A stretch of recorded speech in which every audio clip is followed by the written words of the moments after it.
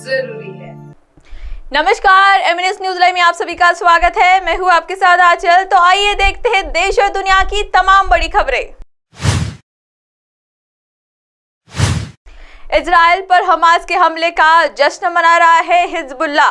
क्या तालिबान और लेबनान के आतंकी समूह इस जंग में होंगे शामिल? बता दें कि हिजबुल्लाह ने 2006 में इजराइल के साथ युद्ध लड़ा था और तब से लगातार तनाव बढ़ता जा रहा है। स्थानीय मीडिया रिपोर्ट्स में कहा गया कि इजराइल ने लेबनान सीमा के पास बड़े अपने निवासियों को जगह खाली करने के लिए कहा, क्योंकि यहाँ सैन्य गतिविधियों के वृद्धि हो सकती है। इजराइल पर हमास के बाद लेबनान ने भी मोर्टार हमले किए। जवाबी कार्रवाई में इजराइल ने ईरानी समर्थित हिजबुल्लाह मिलिशिया की एक चौकी पर हमला किया। इस खूनी संघर्ष में इजराइल ने गाजा में घातक हवाई हमले किए और सैकड़ों स्थानों पर बमबारी की। बीते शनिवार 7 अक्टूबर को हमास ने इजरायली शहरों में जमकर तोड़फोड़ की, सैकड़ों लोगों की हत्या की और भारी संख्या में नागरिकों का अपहरण कर लिया। लगातार तीसरे दिन इजराइल पर हमास के हमले जारी। लगातार तीसरे दिन भी इजराइल पर हमास के हमले जारी है। इजराइल की एक रिपोर्ट के मुताबिक इजराइल में 700 नागरिकों की मौत हो गई, वहीं 2000 से अधिक लोग घायल हुए हैं। इस बीच ये आशंका जताई जा रही है कि इजराइल और इसके विरोधी अन्य गुटों के बीच एक व्यापक संघर्ष छिड़ सकता है। इस गुट में लेबनान का हिजबुल्लाह भी शामिल है, जो ईरान द्वारा समर्थित एक सशस्त्र समूह है। बता दें कि यह गुट पहले भी इजराइल के साथ भिड़ चुका है। इजराइल पर हुए हमले की पूरे मध्य पूर्व में हमास के समर्थन में प्रदर्शन हुए, जबकि ईरान और हिजबुल्लाह ने हमले की सराहना की है। आइए बढ़ते हैं अगली खबर की ओर। इजराइल में कृषि की पढ़ाई करने गए 10 नेपाली छात्रों की मौत। खेत में कर रहे थे काम, तभी अचानक। फिलिस्तीन के आतंकी संगठन हमास के इजराइल पर हमले में 10 नेपाली छात्रों की मौत हो गई। इस खबर की पुष्टि नेपाल के विदेश मंत्रालय ने कर दी है। नेपाल के विदेश मंत्रालय ने सोमवार 9 अक्टूबर को जानकारी देते हुए बताया कि हमास के रॉकेट हमले के बाद इजराइल में 10 नेपाली छात्र मारे गए। इसके अलावा 4 अन्य घायल हो गए। फिलिस्तीनी के आतंकी संगठन हमास के इजराइल पर हमले में 10 नेपाली छात्रों की मौत हो गई। इस खबर की पुष्टि नेपाल के विदेश मंत्रालय ने कर दी है। नेपाल के विदेश मंत्रालय ने सोमवार 9 अक्टूबर को जानकारी देते हुए बताया कि हमास के रॉकेट हमलों के बाद इजराइल में 10 नेपाली छात्र मारे गए। इसके अलावा 4 अन्य घायल हो गए। इसके पहले हमास ने इजराइल पर ताबड़तोड़ हमले किए, जिससे लगभग 700 इजरायली लोगों की मौत हो गई।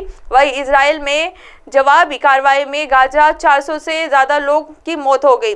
इसके अलावा गाजा में लगभग 123,000 लोग विस्थापित होकर आश्रय स्थलों में रह रहे हैं। हमले के समय खेत में काम कर रहे थे नेपाल के विदेश मंत्रालय ने एक प्रेस बयान में कहा है कि इजराइल में हमास के हमले में 10 नेपाली छात्र नागरिकों की जान चली गई। बयान में कहा गया है कि गाजा पट्टी के पास के इलाके कितबुल्स अलुमीम के एक खेत में काम कर रहे 17 नेपाली नागरिकों को में से 10 सुरक्षित बच गए और 4 घायल हो गए, अभी तक भी लापता है। आइए बढ़ते हैं अगली खबर की ओर। 700 इजरायली, 450 फिलिस्तीनी मारे गए। जानिए युद्ध से जुड़ी 5 बड़ी बातें। आतंकी संगठन हमास ने हमले के बाद इजराइल ने आधिकारिक तौर पर हमले की घोषणा कर दी है। इजरायली इलाकों में सुरक्षा कर्मियों और आतंकियों के बीच 48 घंटे बाद भी संघर्ष जारी है। हमास के नियंत्रण वाली गाजा पट्टी में इजराइल की वायुसेना ताबड़तोड़ हमले कर रहे हैं। इस संघर्ष में लगभग 700 इजरायली की लोगों की मौत हो गई। वहीं गाजा में 400 से ज्यादा लोग मारे गए। आतंकी संगठन हमास के हमले के बाद इजराइल ने आधिकारिक तौर पर हमले की घोषणा कर दी है। इजरायली इलाकों में सुरक्षा कर्मी और आतंकियों के बीच 48 घंटे के बाद भी संघर्ष जारी है। हमास के नियंत्रण वाले गाजा पट्टी के इजराइल की वायुसेना ताबड़तोड़ हमले कर रही है। हमास के हमले में लगभग 700 इजरायली लोगों की मौत हो गई। वहीं इजराइल की जवाबी कार्रवाई में गाजा में 400 से ज्यादा लोग मारे गए हैं। इसके साथ ही गाजा में लगभग 123,000 लोग विस्थापित होकर आश्रय स्थलों में रह रहे हैं। इजराइल और हमास के बीच हो रहे संघर्ष के क्या है मायने, युद्ध घोषणा का क्या है मतलब। देश में आतंकी हमला होने के बाद इजराइल ने पहले लेबनान और गाजा में बड़े पैमाने पर सैन्य अभियान चलाए, लेकिन इसकी औपचारिक घोषणा नहीं की। हालांकि यह इजराइल को हमास के खिलाफ सैन्य कार्रवाई करने को हरी झंडी देता है। इजराइल ने अब तक गाजा में 800 से ज्यादा ठिकानों पर निशाना बनाया है, जिसमें हनोशर का ज्यादातर हिस्सा नष्ट हो गया है और कई लोग मारे गए हैं। अब आप हमारे चैनल को आपके मोबाइल पर भी देख सकते हैं। मोबाइल ऐप पर देखने के लिए प्ले स्टोर से MNS न्यूज टीवी आप डाउनलोड करें। इंस्टाग्राम, ट्विटर, हाइकू, फेसबुक और कई सोशल मीडिया प्लेटफॉर्म पर हमारा चैनल उपलब्ध है। आप हमारे चैनल को लाइव भी देख सकते हैं www.mnsnewstv.com पर। फिलहाल वक्त हो चला है दर्शकों ब्रेक का। ब्रेक से लौटने के बाद देखिएगा देश और दुनिया की तमाम बड़ी खबरें। बने रहिए MNS न्यूज के साथ। नमस्कार।